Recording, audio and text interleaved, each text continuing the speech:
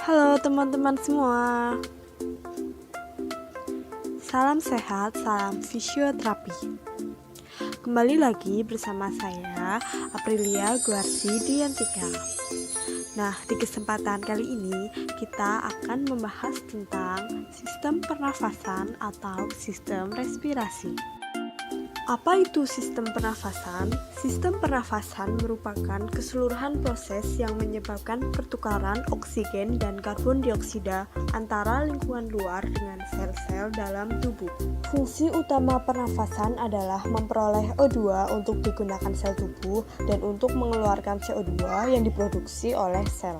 Yang kedua, regulasi homeostatis pH tubuh dengan mempertukarkan O2 dan CO2 antara atmosfer dan darah. Yang ketiga, membantu proses vokalisasi karena terdapat pita suara dalam laring. Pembahasan selanjutnya yaitu anatomi sistem respirasi.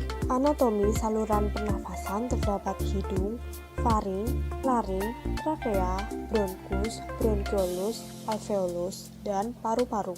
Yang pertama, hidung. Hidung merupakan bagian paling atas dari alat pernapasan dan alat pernapasan paling awal yang dilalui oleh udara. Di hidung juga terdapat saraf-saraf penciuman. Rongga hidung memiliki 3 fungsi utama. Yang pertama, memanaskan udara, menyaring udara, dan melembabkan udara. Selanjutnya, faring. Faring merupakan pipa berotot berbentuk cerobong yang terletak dari dasar tengkorak sampai bersambungannya dengan esofagus pada ketinggian kartilago kredoid, sekitar 13 cm. Berdasarkan letaknya, faring dibagi menjadi 3, yaitu di belakang hidung disebut nasofaring, terdapat tuba eustasius dan amandel. Di belakang mulut, orofaring, dan di belakang laring, laringofaring. Kemudian ada laring atau biasa disebut voice box. Fungsi utama dari laring adalah tempat terjadinya vokalisasi. Laring melindungi jalannya nafas bawah dari obstruksi benda asing dan memudahkan batuk. Laring terletak di antara faring dan trakea. Lokasinya berada di anterior tulang vertebra keempat dan keenam. Di laring terdapat epiglotis atau katup yang selalu terbuka dan hanya menutup jika ada makanan yang masuk. Selain itu juga ada cartilago arytenoid yang menggerakkan pita suara. Pita suara melekat pada lumen laring. Trakea merupakan batang tenggorokan yang menghubungkan antara rongga hidung maupun rongga mulut dengan paru-paru. Batang tenggorokan selalu dalam keadaan terbuka, sehingga proses pernafasan dapat dilakukan setiap saat. Bagian dalam trakea licin dilapisi oleh selaput lendir dan mempunyai lapisan yang terdiri dari sel-sel bersilia. Lapisan bersilia ini berfungsi untuk menahan debu atau kotoran dalam udara agar tidak masuk ke dalam paru-paru. Selanjutnya kita masuk ke dalam bronkus dan bronkiolus. Urutan percabangan bronkus meliputi bronkus, bronkiolus, bronkiolus terminalis, bronkiolus respiratorik, kemudian ductus alveolar, dan yang terakhir alveoli atau alveolus.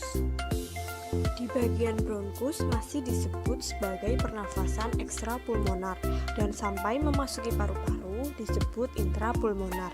Struktur ini berbeda dengan bronkiolus yang berakhir di alveoli. Bronkiolus respiratorius merupakan bagian awal dari pertukaran gas. Selanjutnya alveolus. Alveolus ini bentuknya sangat kecil. Alveolus merupakan kantong udara pada akhir bronkiolus respiratorius yang memungkinkan terjadinya pertukaran antara oksigen dan karbon dioksida. Jumlah alveolus kira-kira mencapai 300 juta alveoli dengan luas permukaan seluruhnya apabila direntangkan sekitar 80 meter persegi. Alveolus ini sangat tipis, namun elastis dan mengandung kapiler-kapiler darah yang membentuk jaring-jaring. Dan yang terakhir ada paru-paru. Paru-paru adalah alat respirasi yang terletak di antara rongga dada dan diafragma. Paru-paru diselubungi oleh selaput elastis yang disebut pleura. Diafragma adalah sekat rongga badan yang membatasi rongga dada dan rongga perut. Selain sebagai pembatas, otot diafragma berperan aktif dalam proses pernafasan. Paru-paru terbagi menjadi 2 bagian, yaitu dekstra dan sinistra. Paru kanan atau dekstra terdapat 3 lobus, yaitu lobus pulmodextra superior, lobus pulmodextra medial, dan lobus pulmodextra inferior. Sedangkan paru kiri atau sinistra terbagi menjadi dua lobus atau belahan. Yang pertama, lobus pulmosinistra superior, dan yang kedua, lobus pulmosinistra inferior.